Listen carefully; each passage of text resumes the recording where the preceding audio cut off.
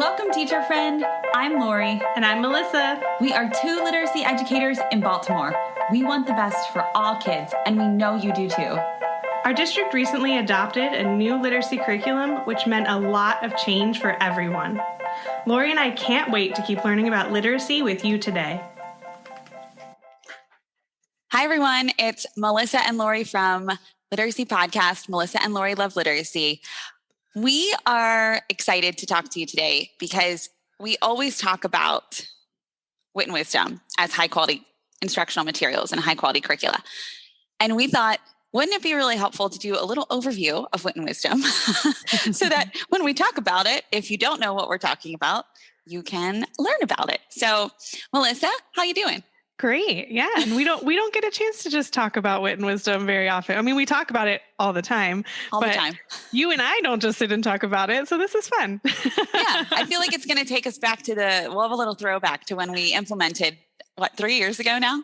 Yeah. Yeah. We were trying to figure it all out. So if you are watching this or listening to this, we're just helping you figure it all out. A little bit of information about Wit and Wisdom and why high quality instructional materials matter and what are the components of high quality instructional materials and specifically Wit and Wisdom. Absolutely. So, I mean, the biggest thing for me, Lori, when we switched to Wit and Wisdom was this knowledge building. Yeah. I didn't even really think about that term or hear it before we switched to Wit and Wisdom. So that for me is like the number one thing I think we should talk about. Yeah. That was the aha moment for me too. When we were, going through the curriculum and they were talking about knowledge building and how, you really can't comprehend in absence of knowledge and how that's a critical component. That's where everything clicked. And I think you and I have had a lot of conversations about that. That's where it clicked for me. And I was like, this is what I've been looking for my entire teacher life. Yeah. And I mean, we're both trained reading specialists. So we've seen Scarborough's reading rope and we've seen that knowledge building is on there. Mm-hmm. But we didn't know what it meant. Yeah. It's like, you just kind of think, yes, if you're reading, you're building knowledge, of course. But to think about, are we really like being strategic about what knowledge we're building for our students and, making sure, I taught out of textbooks too, where it was this random story after this random story and this random story. And teachers would teach like, I like this story, so I'm teaching it and not think about. Or I like this book. Secondary teachers do that a lot. I like this novel. Like it's my favorite and I want to bring it to my students. Yeah. Right. But we don't think often about like, what knowledge is that building for our students? We think about it the other way, like, do they have the knowledge to understand this text? But we don't think about what knowledge it's actually building for text that they'll see after. And that's what I think was really powerful for me about Wit and Wisdom is seeing, across the grade levels, it was really laid out very specifically and strategically to build on knowledge year after year for students, so that you're building a base and not relying only on their social studies and science classes, but using the ELA time to build knowledge too. Yeah. Yeah. I always think of it like, because I'm so visual, I always think about it like both horizontally and vertically. So like building knowledge over time in that grade level, but then also vertically as the student works their way through the grade bands, through the, from the experience of the student. And I think that's something that Wit and Wisdom made me think about differently, that we're really thinking about the student experience. And prior to Wit and Wisdom, I always thought about it as the teacher experience giving it to the students. Mm-hmm. Whereas Wit and Wisdom really helped me shift and think like, what is the experience for the students in terms of knowledge building and, their experience walking in your door from the very beginning and then leaving you, that horizontal experience of building knowledge throughout the school year when they're in, your class, such as maybe a third grade class, as well as that same third grade student having this opportunity to build threads of knowledge over time, and how it's being set up in third grade to fourth grade to fifth grade to sixth grade. And that is something that, when we were in Baltimore City, before Wit and Wisdom, we didn't have that because everybody was either doing different curriculum, they were different throughout the bands, or it was just people were making their own curriculum, or, it was a homegrown curriculum. So you never had that thread of knowledge that was really intentionally woven in. Right. And I remember when we talked to Natalie Wexler, which was amazing. But wasn't that so amazing? I mean, yes, absolutely. Thanks to Natalie for responding to us. For sure. But, she talks about the baseball study and how important that is. But I think her book, The Knowledge Gap, what I really took away from that was just how so many ELA classrooms are just focused on the skills and, even treating the standards like skills that you just do one time, check it off the box, see if they can do it. And that's not the way we need to teach reading. And, that we're not, you see it, and sometimes with your daughter and how she's bringing home one story about something for one day and then never sees that again. And that doesn't help build the vocabulary and the knowledge that is really going to make a difference for her. Oh my gosh, totally. Yeah. And I feel like if you're either listening or watching right now, it would be really helpful to look up some information on Natalie Wexler, on her book, The Knowledge Gap, the necessity of knowledge building. So look up the baseball study. And we can give a quick blip of the baseball study, and we can also hyperlink our podcast to Wexler in here too, because she, in the first, I think we've talked with her twice. She's very kindly spoken with us twice, but in the first few minutes of the first podcast with her, she gave a really exceptional explanation of the baseball study that's very easy to understand. I'm happy to take a go at it if you, Melissa, you ready? Go for it. Okay. So there was a study, and researchers, have had a group of students, and they assessed them using their knowledge of baseball, which is why it's called the baseball study. They found that the students who had a low reading ability and low knowledge of baseball, didn't perform as well as students who had high reading ability and high knowledge of baseball. This is not the exceptional finding. This is the findings that I think we would all expect to find, right? If you have a high reading ability and a high knowledge of the content area or the subject area, you're going to be able to read and do well on an assessment. But what was especially compelling is that students who had low reading ability and high knowledge of baseball did almost as well, almost performed equally as well as students who had high reading ability and high knowledge of baseball. So that's very, very compelling. And I know you're thinking something because I can see your face. Well, no, absolutely. I just think that, I think what that shows is the need to focus on making sure that we are helping students build knowledge in school, not relying on, all of their outside, what they do, with their families and what they read outside of school, but that we are focusing on building knowledge in school and not focusing only on those skills, strategies, and standards. And I'm not saying none of those are important. All of those things are important, right? But if we only focus on those, then we won't see the outcomes that you just mentioned in the baseball study. Yeah. And I think too, I want to name that, when we say content area, we're talking history, science, the arts, as well as literature. And one of the things that I do think makes Wit Wisdom very special is that we do integrate so much art, and it is a really essential and accessible access point for students. And I'll tell a quick story. So when Presley and I, at the beginning of the pandemic, when Presley and I were, doing some stuff together, when school kind of looked different, and she was not wanting to go on to virtual school so much, and it was a struggle. I was like, let's do a little bit of Wit Wisdom together. We'll see how it goes.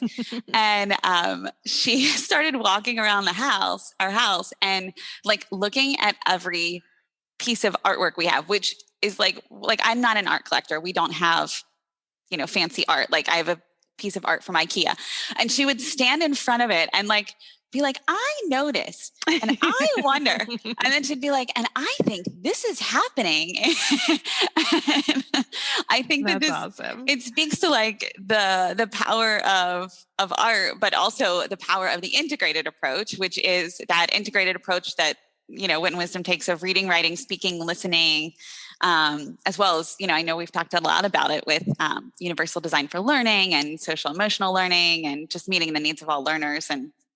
But it spoke to me so much to see her transfer that from the little bit of time that we had spent working together to, suddenly our home is an art gallery and noticing and wondering about everything. Well, and I think that speaks to what I love about Wit Wisdom is like that, when you're doing that integrated approach and you're doing all those things, right? The standards are there. Your strategies for reading are built in. Everything's in it, but it feels authentic, right? Like when Presley's doing that, it's because she did it with something that felt authentic. And you've talked about it before, like, her like wanting to learn more about the oceans and the heart and all those things is because she went through it and it felt like she was reading and doing, all the writing, the speaking, everything she was doing was authentic to learn and tell what she learned instead of, what's the standard for today? RL.2. Okay.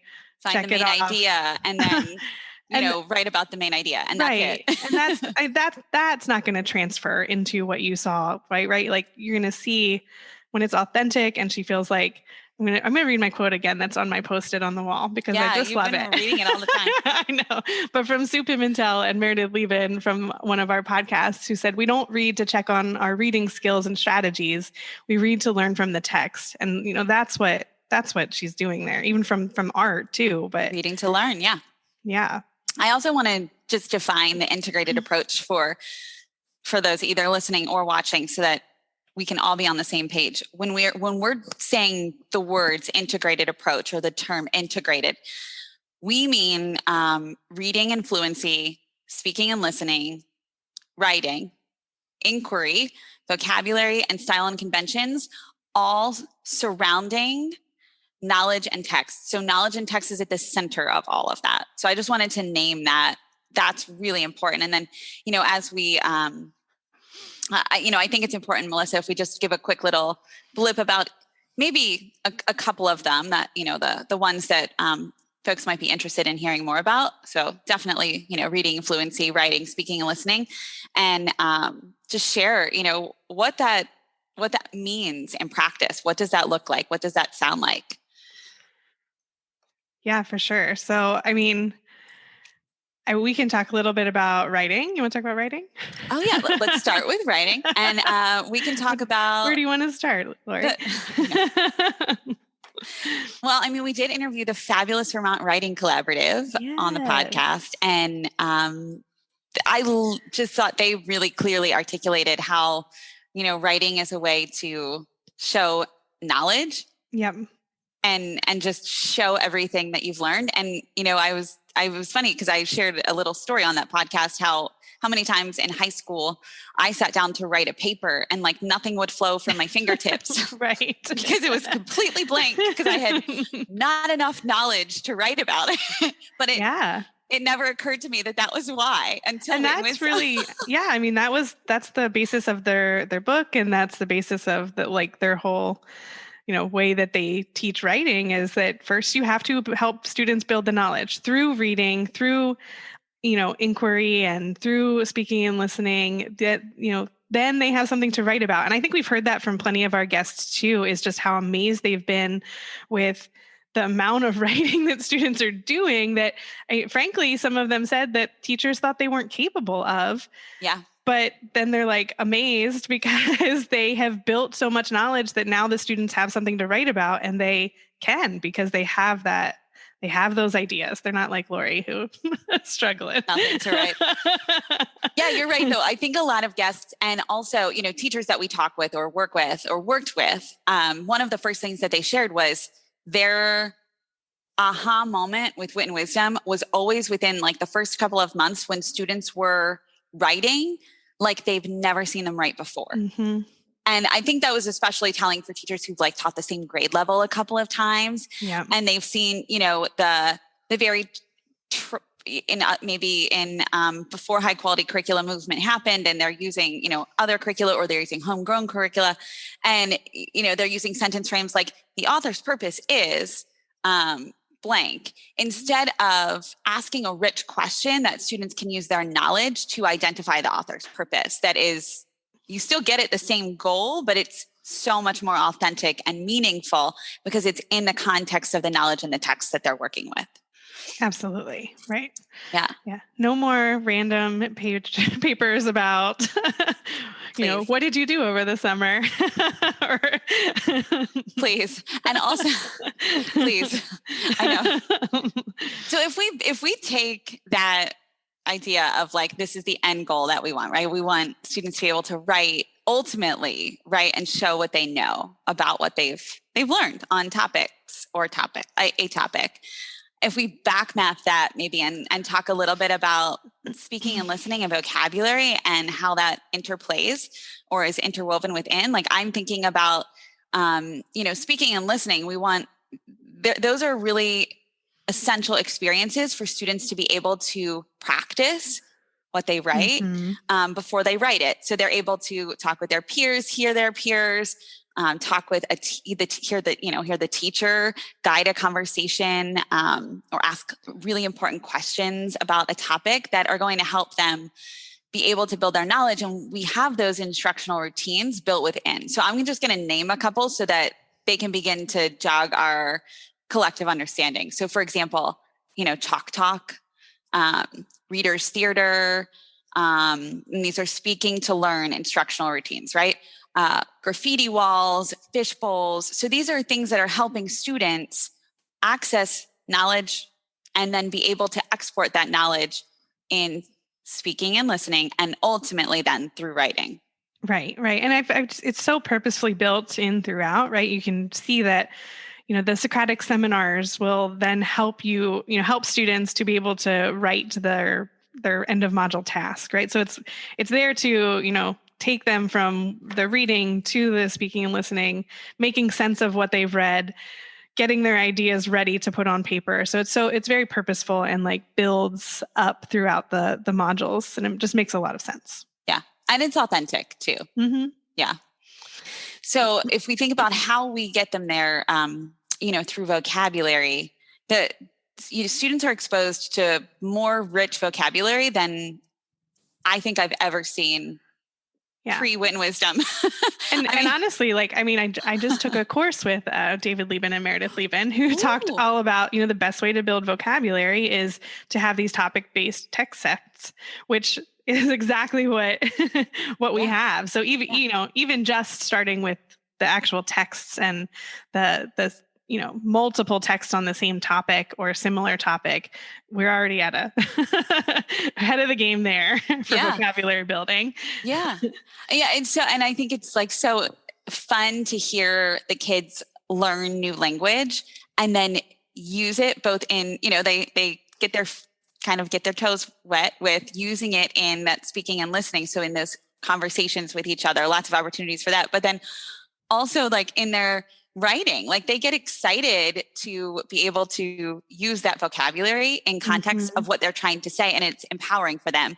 I remember Presley was reading a fluency passage, and it had the word phytoplankton in it, and she knew what it meant because we had read the texts, and this fluency passage was from the text that they were studying, and she watched a YouTube video, and she was like, Mom, this lady on the YouTube video, she's saying phytoplankton incorrectly. And I'm not sure that she's using it correctly either.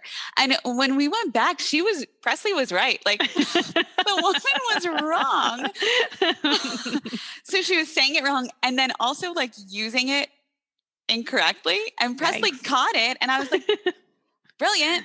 But how many third graders can catch that who are not Wit Wisdom students? Right. It's like, how many third graders know phytoplankton? Probably not too many. Yeah.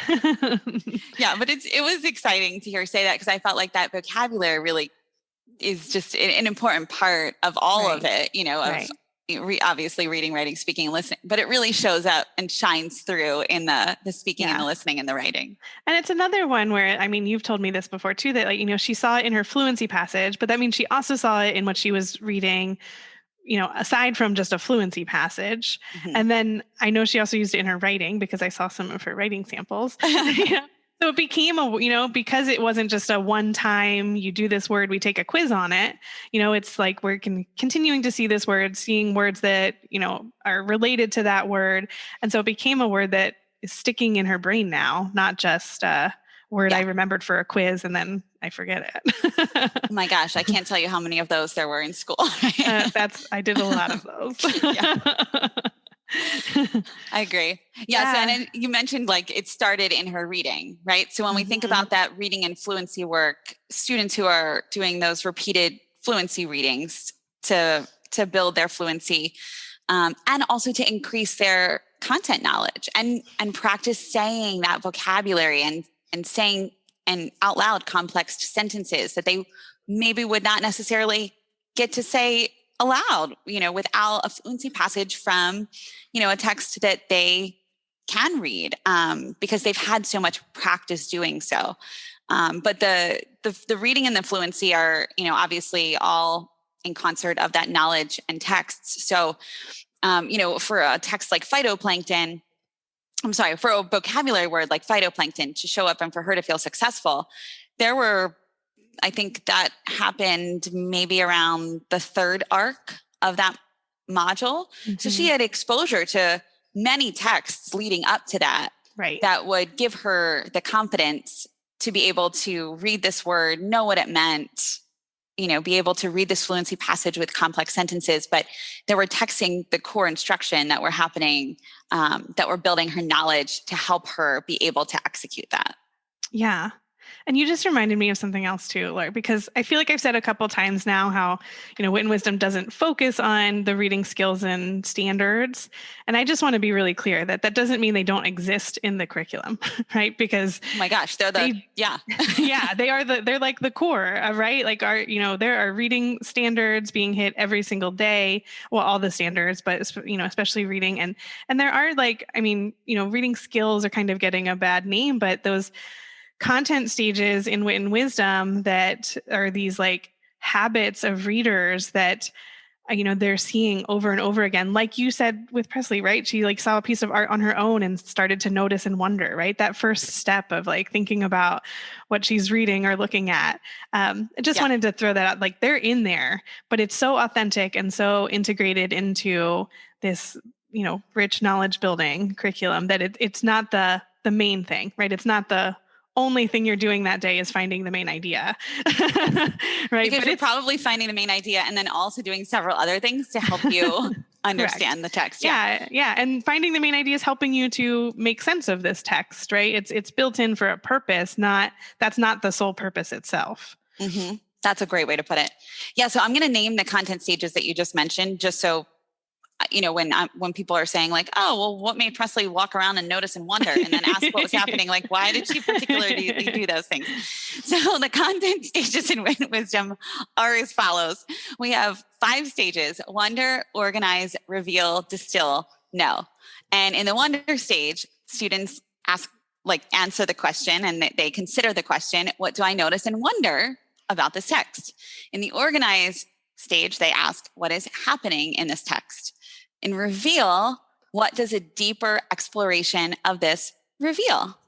Distill, what is the essential meaning of this text? And then finally know, how does this text build my knowledge? And that's where that knowledge is really stamped, so that students, it becomes theirs over the course of, the content stages. And they don't always happen perfectly, right? It's not always like wonder, organize, reveal, distill, know. Wonder, organize, reveal, distill, know. Because we know that in real life, that's not how things go. Yeah. And it's totally dependent on what text you're reading and what's happening in the text at what point. Yeah. And what knowledge you have. Like I said about that, phytoplankton example, that vocabulary word came from a text that was like, that she had already read several poems, looked at some art, read 2 books prior to that. So that the knowledge that she had going into that text was so much greater than the first book of, oh, hey, we're now learning about this new topic. it's all new there. So, you might spend more time in that organized stage trying to figure out what's happening. Yeah. But I love that these stages, they stay the same, right? K through 8, you have these stages the whole way through. So they become a part of, as students move from one grade level to the next, they know this, they feel confident, they get better at it. And it becomes just like what you do when you read, right? You start with just like, I don't know what's going on in this text. Let me try and figure it out, to like figuring it out at a deeper level. As you, are getting into higher grade levels, you are asking, deeper questions and That's harder right. questions to figure out these more difficult texts. And I love that they all just end in this, like the real purpose of this was not any one of those things, but it was to take all of those things in order to, solidify, what did I learn from that text? What am I taking away from it? Exactly. What I think, I just looked for a quote that I wrote down yesterday. It says, knowledge of the world is gained through knowledge of the discipline. Mm. So when you think about that, I think that's exactly what you just articulated, that students are able to build knowledge of the world around them by going really deep in studying knowledge in a discipline. And that's what we're aiming to do. Yeah, you can't do it otherwise. You can't do it when you just spend a day or even a week on a topic. No. It's not going to. I remember Natalie Wexler talked about those like Velcro balls, right? That stick. I always have that in my head. Like, they're not going to stick if you don't spend enough time trying to learn something. They just will like stick around for a second and then fall back off. Yeah. And I mean, it naturally works with how kids learn too. Like, kids are so curious and inquiry based. And so we're fostering that through deep study of a topic. When Presley was working and focusing on the sea in that module, everything was about this. Like, I mean, we watched the Titanic. We like, she was like looking for documentaries to watch on. I mean, she was watching Titanic documentaries on Netflix.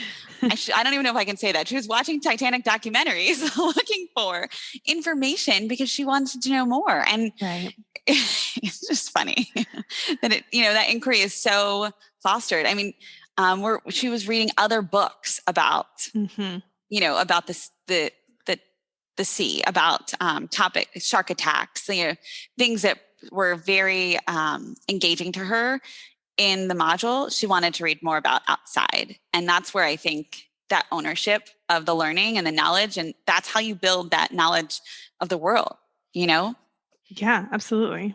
Getting them hungry for it. For sure.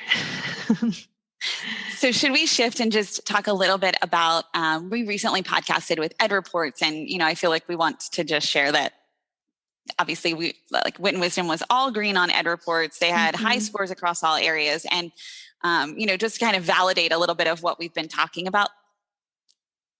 Yeah, for sure. And, I mean, we've talked a lot about building knowledge, which is one of the things that Ed Reports looks for.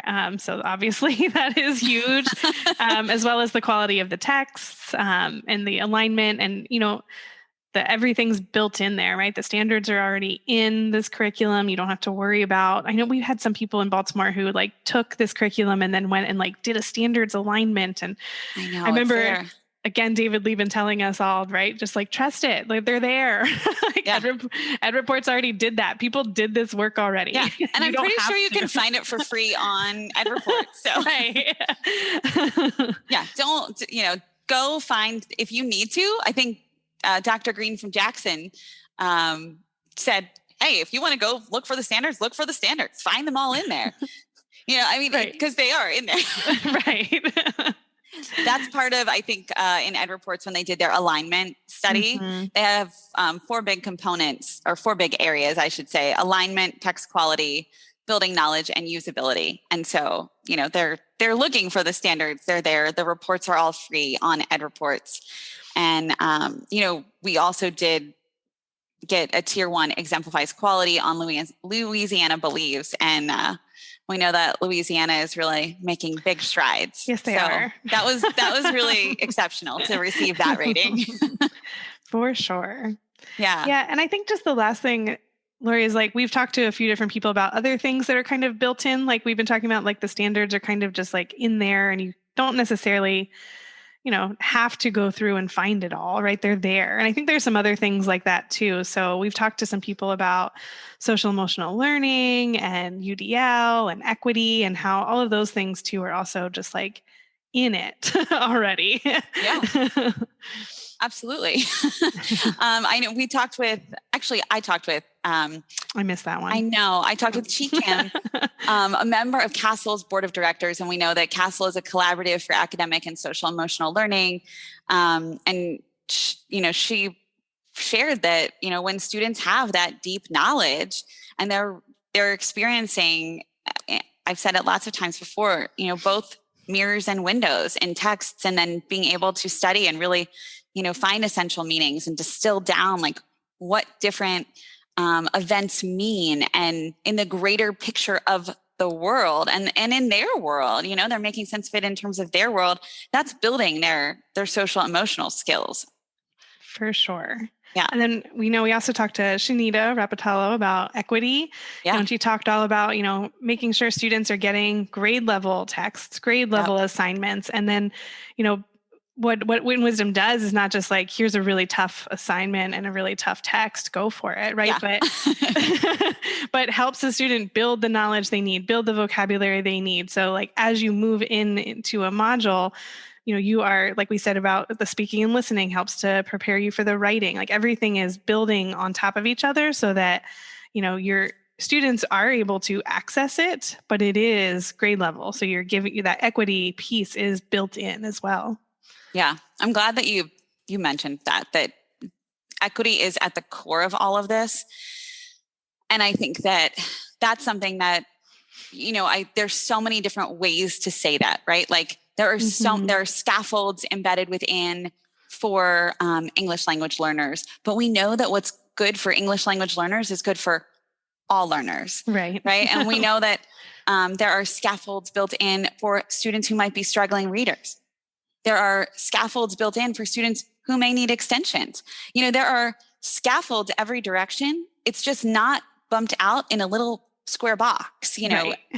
saying like, this is blah, blah, blah. I mean, it actually does say scaffolds, but, but I feel we've talked about this in our UDL podcast that in the past, we both have used curricula that where you opened the books, there's been a little sidebar box and it said UDL connection and it gives you like a little UDL connection.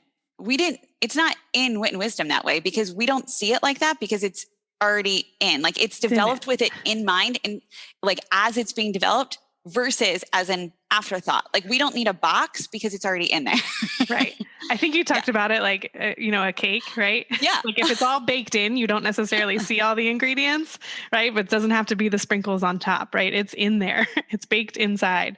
I don't remember saying that, but I hope that I did. Okay. I hope I said that. Pretty sure it was you. That's awesome.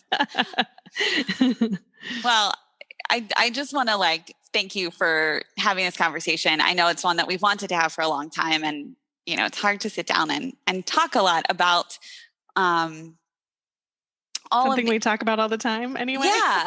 I was like, how do we sit down and talk about something we talked about? We just constantly talk about, and we talk about it in little fragments, like we pull out this or we pull out that. So I think this will be really helpful for those listening or watching to be able to, either see and hear, or just hear the different components and what makes high quality instructional materials high quality. For sure. Yeah. Thanks for having me, Lori. Yeah. Thanks, Alyssa. I'll talk to you soon. All right. Thank you.